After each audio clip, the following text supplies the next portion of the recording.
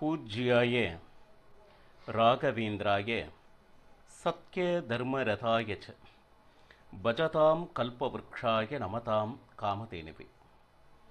கிருஷ்ணாய வாசுதேவாய தேவகி நந்தனாய ச நந்தகோபகுமாராய கோவிந்தாய நமோ நமஹ. ஐந்தாவது வேதம் என்று போற்றப்படும் மகாபாரதம்.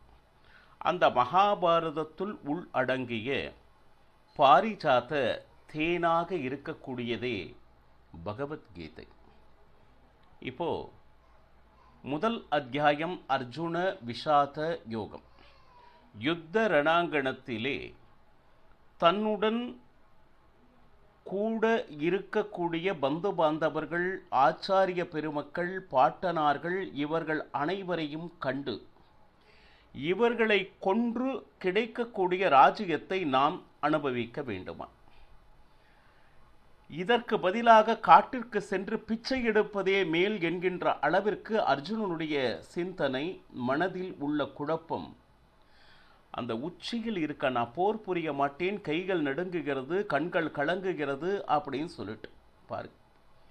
சங்கநாதமும் ஆகிற்று. இப்போ என்ன, அந்த பானத்தை விட வேண்டிய நேரத்தில் இப்படி ஒரு குழப்பம் அர்ஜுனனுக்கு. இந்த நேரத்தில் யார் ஒருவர் இருந்தாலும் அர்ஜுனனை தேற்றி இருக்க முடியாது. சாக்ஷாத் பகவானே உற்ற நண்பனாக, கீதாச்சாரியனாக இருந்து அவனுடைய மனதை தேற்றுவது மட்டும் அல்லாமல், இந்த மாதிரி குழப்பங்கள் நமக்கு வாழ்க்கையில் எப்பொழுதெல்லாம் ஏற்படுகிறதோ அதற்கும் உபாயமாக நமக்கு அமைந்திருப்பதே பகவத்கீதை. இரண்டாவது அத்தியாயம் சாங்கிய யோகம் அப்படின்னு சொல்லிட்டு, இப்போ இதுவரை 7 ஸ்லோகங்கள் நாம் பார்த்துருக்கோம். இரண்டாவது அத்தியாயத்தில் 8வது ஸ்லோகம் என்ன சொல்கிறது? நகி பிரபஷ்யாமி மமாபனுத்யாத் யச்சோகம் உச்சோஷனம் இந்திரியாணாம் அவாப்பிய பூமாவ் அசபத்னருத்னம் ராஜ்யம் சுராணாம் அபிசாதி பத்யம் அப்படின்னு சொல்லிட்டு, இந்த ஸ்லோகம் நமக்கு என்ன சொல்ல வருதுன்னா, இந்த சோகம், குழப்பம், மனதில் இருக்கக்கூடிய சங்கடங்கள் இதனால் என்ன ஆகுது அப்படின்னு கேட்டிங்கன்னா, நம்மளுடைய இந்திரியங்கள் எல்லாம் தன்னுடைய சக்தியை இழந்து ஒரு விதமான சோர்வை கொடுக்கக்கூடிய ஒரு சூழ்நிலை. இந்த ஒரு குழப்பத்தை அல்லது சோகத்தை போக்குவதற்கு எந்த வழி என்று என்னால் நிச்சயமாக காண முடியாத ஒரு சூழ்நிலையில் இருக்கிறேன் கிருஷ்ணா. சில நேரம் நமக்கு வருகின்ற அந்த கஷ்டம் அல்லது துன்பம், எதை செய்தால் இந்த துன்பம் விலகும் என்கின்ற ஒரு சரியான ஒரு தீர்வை நாமவே சிந்தித்து தெரிந்து கொள்ளாத ஒரு மனநிலை சிலருக்கு வந்துவிடும். சிலருக்கு இல்லை, பலருக்கு வந்துவிடும். அந்த நேரத்தில் நாம் என்ன செய்வது அப்படின்னு தெரியாது. யார் யாரோ நம்மக்கிட்ட வந்து அறிவுரையெல்லாம் சொல்ல ஆரம்பிப்பாங்க. ஆனால் அதில் எது உகந்தது அப்படின்னு நமக்கு தெரியாது. அதிலும் ஒரு குழப்பம் வந்துவிடும். இந்த மாதிரி ஒரு குழப்பத்தில் தன்னால் ஒரு முடிவு எடுக்க முடியாத ஒரு சூழ்நிலையில் அர்ஜுனன் இருக்கிறான். இன்னும் சொல்ல போனா, மேல் உலகத்தில் இருக்கக்கூடிய தேவான் தேவதைகளாக இருந்தாலும் சரி, அந்த தேவர்களை போல அவர்களுக்கு தேவர்களுக்குன்னு ஏதாச்சும் எதிரிகள் இருக்காங்கன்னா நிச்சயமாக இல்லை. அந்த வளமான ராஜ்யத்தை இந்த பூவுலகில் அடைய பெற்றாலும், எந்த விதமான எதிரிகளும் இல்லாத அந்த இந்திரலோகமே எனக்கு கிடைப்பதாக இருந்தாலும், யாரும் எதிரி இல்லை, நீ பாட்டிய ராஜ்ய சுகத்தை தாராளமாக அனுபவிக்கலாம் அப்படின்னு சொல்லிட்டு அதனை அர்ஜுனனுக்கு எடுத்து கொடுத்தாலும், இந்த மனநிலையில், இந்த துக்கத்தில், இந்த குழப்பத்தில் இதிலிருந்து என்னால் வெளிவர முடியவில்லை. ஒரு பக்கம் ராஜ்ய சுகம் கிடைக்குது அப்படின்னா அந்த சந்தோஷத்தை என்னால் ஏற்க முடியவில்லை. என் மனம் அதனால் சந்தோஷப்படுவதில்லை. என்னுடைய மனசு எங்கே இருக்குன்னா, இவர்களெல்லாம் இறந்து அந்த இரத்த கரையிலே நான் இந்த ராஜ்ய சுகத்தை அனுபவிக்க வேண்டுமா என்கின்ற கேள்வி கணைகள் என்னுடைய மனதில் இருந்து கொண்டு என்னை செயலாற்ற விடாமல் தடுக்கிறதே கண்ணா அப்படிங்கிற ஒரு குழப்பத்தை இந்த இடத்தில் பதிவு செய்கிறார் அர்ஜுன். அது மட்டுமா அப்படின்னு பார்த்தோம்னா, சரி, 9வது ஸ்லோகம். இங்கு நடந்து கொண்டிருப்பதை திருதராஷ்டிரனுக்கு சஞ்சயன் கூறிக்கொண்டிருக்கிறான். அப்பொழுது சஞ்சயன் இதையெல்லாம் பார்த்து சொல்றான், ஏவம் உக்த்வா ரிஷிகேஷம் குடாகேஷ பரந்தபஹ நயோட்ச இதி கோவிந்தம் உக்த்வா தூஷ்ணிம் பபூவஹா. போர்க்களத்தில் இந்த மாதிரி ஒரு குழப்பமான சூழ்நிலையில் அர்ஜுனன் இருந்து கொண்டிருக்கிறான் என்று சஞ்சயன் திருதராஷ்டிரனுக்கு விளக்கி கொண்டிருக்கிறான். எதிரிகளை தப்பிக்கச் செய்பவனாக இருக்கக்கூடிய காண்டீபதாரி என்று புகழ்பெற்ற அத்தனை திறனையும் உள்ளடக்கிய அர்ஜுனன். அது மட்டுமல்ல, போருக்காகவே சிறு வயதிலிருந்து பலவிதமான பயிற்சிகள் பெற்றதோடு மட்டுமல்லாமல் இந்திரலோகத்திற்கு சென்று விசேஷ வித்தைகளை கற்று ருத்ரதேவரை கொடுத்து தபம் செய்து காண்டீபத்தை அவருடைய அருளினால் பெற்று மிகப்பெரிய வில்லாளி என்கின்ற பெயர் பெற்று இருக்கக்கூடிய அர்ஜுனன் மனக்குழப்பம் என்கின்ற ஒரு சூழ்நிலையால் பகவான் கிருஷ்ணனை பார்த்து, கிருஷ்ணா, எந்த ஒரு காலத்திலும் நான் நிச்சயமாக போரிட மாட்டேன் அப்படின்னு சொல்லிட்டு அமைதியாகிவிட்டான். இனி அடுத்து என்ன என்று யாருமே தெரிவிக்க முடியாத ஒரு சூழ்நிலையில் இருக்கிறார்கள்னு சஞ்சயன் திருதராஷ்டிரன்கிட்ட சொன்ன உடனே திருதராஷ்டிரனுக்கு பயங்கர ஆச்சரியம், என்ன இப்படி நடந்திருக்கு அப்படி சொல்லிட்டு. கூடவே சஞ்சயன் கூறுகிறான், தம் உவாச்ச ரிஷிகேஷா பிரகசன் இவபாரதா சேனையோர் உபயோர் மத்தியே விஷீதம் தம் இதம் வசஹா அப்படி சொல்லிட்டு. அப்படின்னா பரதகுல தோன்றலாக இருக்கக்கூடியது பாருங்க. இந்த சமயம் எப்பேற்பட்ட சமயம் அப்படின்னா, 2 சேனைகள் மத்தியில் அந்த ரதத்தை நிறுத்தி இருக்கிறான் பகவான் கிருஷ்ணன். இப்பேற்பட்ட குழப்பத்தில் இருக்கக்கூடிய அர்ஜுனனை பார்த்து இப்பொழுது பகவான் கிருஷ்ணன் அவனுடைய மனம் அந்த குழப்பத்திலிருந்து வெளிவரும்படி அவனை மீண்டும் உற்சாகமூட்டி தர்மத்தை நிலைநாட்டுவதற்காக அந்த போரை செய்வதற்கு அவனை தயார்படுத்த வேண்டும் என்கின்ற ஒரு மிகப்பெரிய பொறுப்பு ஆச்சாரியானிடம் இருக்கிறது. இதையெல்லாம் கேட்டு அர்ஜுனன் கலங்கினானே தவிர பகவான் அனைத்தையும் பொறுமையாக கேட்டுக்கொண்டிருந்த பகவான் கிருஷ்ணன் புன்முறுவலோடு மெல்லிக சிரிப்போடு, ஏன்னா எப்பேற்பட்ட வீரனாக இருந்தாலும் தேகத்தின் வெளியே ஏற்படுகின்ற காயம் ஒன்று, அதற்கு ஏதாவது மருந்து மாத்திரை அதெல்லாம் ஒரு பக்கம் இருக்கட்டும், ஆனால் மனதிலே இருக்கின்ற அந்த நோய் இருக்கே அது மிகவும் கொடுமையானது. முழு தேகத்தையும் செயல் இழக்க வைத்துவிடும் என்பதை அனைவரும் அறிவர். இப்பேற்பட்ட குழப்பம் இவனுக்கு எங்கிருந்து வந்தது என்கின்ற ஆச்சரியம் ஒரு பக்கம், இவனை மறுபடியும் போரிடும்படி செய்ய வேண்டுமே அப்படின்னு சொல்லிட்டு மனதிற்குள் நகைத்தவாறே பகவான் கிருஷ்ணன் அர்ஜுனனுக்கு கூறத் தொடங்குகிறார். அடுத்த ஸ்லோகம், அதாவது 11வது ஸ்லோகம். ஸ்ரீ பகவானுவாச்ச, சாக்ஷாத் பகவான் கிருஷ்ணன் பேசிய வார்த்தைகள்.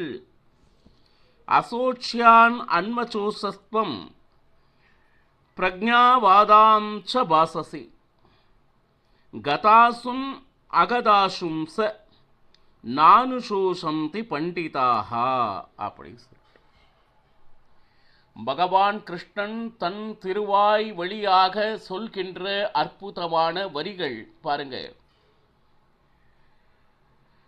கடவுள் கூறுகிறார், அர்ஜுனன் பேசுறது பார்த்தா மிகப்பெரிய அறிவாளி பேசுவது போல இருக்கும். அர்ஜுனன் சாமானியமானவன் அல்ல, சாக்ஷாத் இந்திரதேவனே அர்ஜுனனாக அவதரித்திருக்கிறான். அதே போல மிகப்பெரிய அறிவாளி பேசும் பேச்சு போல இருந்தாலும் தேவையில்லாத விஷயத்திற்காக கவலைப்பட வேண்டியதற்கு கவலைப்படாமல் தேவையற்ற விஷயத்திற்காக மனதனை சஞ்சலப்படுத்தி இருக்கிறான். இந்த கவலை உனக்கு எதற்கு அர்ஜுனா? இன்னும் சொல்ல போனா, மிகப்பெரிய அறிஞர்கள் வாழ்பவர்களுக்காகவோ அல்லது மாண்டவர்களுக்காகவோ என்றுமே வருந்துவதில்லை. இந்த உலகத்தில் ஒவ்வொரு ஜீவனும் வருகிறது. அவரவர்களுக்கு உண்டான கடமைகளை அவரவர்கள் செய்து கொண்டிருக்கிறார்கள். என்னதான் ஆறுதல் சொன்னாலும் மற்ற உயிரை தடுத்து நிறுத்தும் சக்தி கண்டிப்பாக இல்லை. ஏன்னா, நாம் நிலையற்றவர்களை சுற்றியே நாம் வாழ்ந்து கொண்டிருக்கிறோம். நிறைய இறப்புகளையும் பார்க்கிறோம், நிறைய பிறப்புகளையும் பார்க்கிறோம். இது மனிதனுடைய வாழ்க்கையில் சகஜமாக நடக்கின்ற ஒன்று. நிறைய பேர் வருவதும் போவதும் அப்படின்னு சொல்வது போல, இதற்கு அறிஞர்கள் தான் எப்படி வாழ வேண்டும், தன்னுடைய ஆத்மாவை எப்படி உயர்த்த வேண்டும், நம்மால் எந்த காரியமும் இந்த உலகத்தில் ஏற்படுத்த முடியாது, இவை அனைத்தும் பகவானால் நடத்தப்படுவது என்பதை அறிஞர்கள், ஆன்மீகவாதிகள், படித்தவர்கள், ஞானிகள், ரிஷிகள் இவர்கள் அறிந்து வைத்ததனால் இந்த லௌகீக விஷயத்திற்காக மனதை என்றுமே சஞ்சலப்படுத்தி கொள்ள மாட்டார்கள். இந்த சஞ்சலம் வருகிறது என்றால் அர்ஜுனன் ஏதோ ஒரு மயக்கத்தில் இருக்கிறான் என்று அர்த்தம். அது என்ன என்பதற்காக பகவான் கிருஷ்ணன் மிக துல்லியமாக அந்த மனதில் ஏற்பட்ட அந்த காயத்திற்கு உண்டான சிகிச்சை தனை ஆரம்பித்து இருக்கிறார்.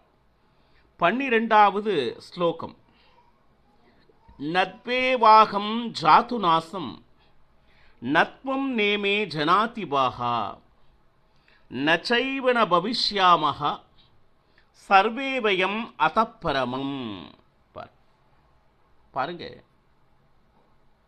இப்போ நான் சொல்றோம், நீன்னு சொல்றோம், இல்லை எத்தனையோ காலம் காலமாக இந்த ராஜ்யத்தை ஆண்ட மன்னாதி மன்னர்கள் பார்த்தோம்னா இவர்களெல்லாம் இல்லாம இருந்த ஒரு காலம்னு ஒன்று இருக்கா? யாரோ ஒருத்தர் மாறி மாறி மாறி மாறி வந்து போய்கொண்டே தானே இருக்கிறார்கள். கொஞ்சம் நினைச்சு பாருங்க. நாமுமே அப்படித்தான். நமக்கு இந்த ஜென்மத்தில் நாம் எங்கு இருக்கிறோம், எங்கு வாழ்கிறோம், நம்மளுடைய பெயர் என்ன, நம்மளுடைய உயர்வுகள் என்ன என்பது மட்டும் அறிந்தவர்கள் நாம். ஆனால் நாம் எல்லா காலத்திலும் இருந்திருக்கிறோம் என்பதே உண்மை. அவை எதுவுமே நம் நினைவில் இல்லை என்பதே உண்மை. காரணம் என்னன்னா, ஆத்மாவுக்கு என்றுமே அழிவில்லை. இந்த ஜென்மத்தில் இவ்வளவு வருடங்கள் இங்கு வாழ்ந்த வேண்டிய ஒரு கணக்கு இருந்தால் அதுவரை வாழ்ந்துவிட்டு மீண்டும் வேறு ஒரு பெயரோடு வேறு ஒரு தேகத்தோடு உடனடியாக மீண்டும் பிறக்க தொடங்குகிறோம். இந்த எப்படின்னா, பிறப்பு இறப்பு என்கிறது ஒரு சக்கரம். இந்த ஆன்மீக கதைகள்லாம் படிக்கும்போது உலகில் அந்த நிலையாமை என்றால் என்ன என்பதனை ரொம்ப ஆழ ஆழ நமக்கு பதிவு செய்கின்றனர். ஏதோ இந்த உலகத்திலேயே நிரந்தரமாக நீங்கள் இங்கு தங்குவது போல மிகப்பெரிய கோட்டைகளை நீங்கள் கட்டிக்கொண்டிருக்க வேண்டாம். இது உண்மையானது அல்ல. நிச்சயமாக அது ஒரு நாள் அல்ல, ஒரு நாள் நொறுங்கிவிடும். அப்போ எதிர்காலத்தில் இவர்கள் யாவரும் இல்லாமலும் இருக்க போவதில்லை. ஏற்கனவே நாம இருந்திருக்கோம். என்ன, வேறு ஒரு பெயரில் வேறு ஒரு தேகத்தில் இருந்தோம். சரி, அதே போல இப்ப கண்முன்ன இருக்கிறவர்கள் அவர்கள் இறந்தார்கள் அப்படின்னா அந்த ஆத்மா இறக்க போவதில்லை. மீண்டும் வேறு ஒரு தேகத்தில் சென்று எதிர்காலத்திலும் இருக்கத்தான் போகிறார்கள். ஆத்மாவிற்கு அழிவு இல்லைங்க போது அழிவே இல்லாத ஒரு விஷயத்தை எண்ணி உனக்கு எதற்கு இந்த கவலை? கொஞ்சம் பாருங்க. தேகம் மாறி மாறி இப்பொழுது ஒரு உடை உடுத்தி கொண்டு இருக்கிறோம். சரி, அது மிகவும் பழையதானா என்ன பண்ணும்? கிழிஞ்சு உடுத்து. உடனே இனிமேல் இந்த சட்டையை போட்டுக்க வேண்டாம் அப்படி சொல்லிட்டு வேறு ஒரு புது உடையை எப்படி நாம் தேர்ந்தெடுத்துக் கொள்கிறோமோ அதே போல இந்த தேகத்தில் இருக்கின்ற ஆத்மா இந்த தேகத்தில் இவ்வளவு நாள் வாசம் செய்து பார்த்தோங்கன்னா காலங்கள் உருண்டோடி அது பழைய சட்டை போல ஆகிவிட்டது. அதே போல அந்த ஆத்மாவானது புதிய சட்டையை ஏற்க இருக்கிறது. இந்த உலகத்தில் நடக்கக்கூடிய இறப்பையும் பிறப்பையும் எவ்வளவு எளிதாக கூறிவிட்டார்கள். இந்த இடத்தில் ஒரு காலத்தில் நாம இல்லை அப்படின்னு ஒன்று இல்லை. அந்த காலத்தில் இருந்தோமா, இருந்தோம். இனிமேல் வரக்கூடிய காலத்தில் இருக்க போகிறோமா, ஆமாம் இருக்க போகிறோம். எந்த காலத்திலும் இந்த ஆத்மாவானது என்றும் இருந்து கொண்டே இருக்கிறது. அதற்கு என்றுமே அழிவில்லை. அழிவில்லாத ஆத்மாவிற்காக இந்த கவலை எதற்கு? ஏன்னா தேகம் வரும் போகும், நிரந்தரம் இல்லாதது என்பதை அறிஞர்கள் அறிந்து அதை யதார்த்தமாக புரிந்து கொள்வார்கள். ஆனால் இந்த ஆத்மாவுக்கு என்றுமே அழிவில்லை என்பது இன்னும் அவன் மனதுக்கு தெரியவில்லை. இதை ரொம்ப ஆணித்தரமாக அவன் மனதில் பதிய வைக்க முதல் முயற்சி எடுக்கிறார் பகவான் கிருஷ்ணன். இது பகவான் கிருஷ்ணன் அர்ஜுனனுக்கு கூறிக்கொண்டிருக்கிறார் அப்படின்னு தயவு செய்து நினைக்க வேண்டாம். இது நம் ஒருவருக்கும் அவரவர் மனதில் அந்த நிலையான அப்படின்னு ஒரு எண்ணம் இருக்கு இல்லையா, அதை எடுத்தணும். நிலையற்ற தன்மை தான் இந்த உலகம் என்பதை நீங்கள் முதலில் நம்ப வேண்டும். இதற்கு மேல் பகவான் கிருஷ்ணன் என்னென்ன கூறுகிறார் என்பதனை நாளையும் பருகலாம். சர்வம் ஸ்ரீ கிருஷ்ணார்ப்பணமஸ்து. ஹரே ஸ்ரீனிவாசா.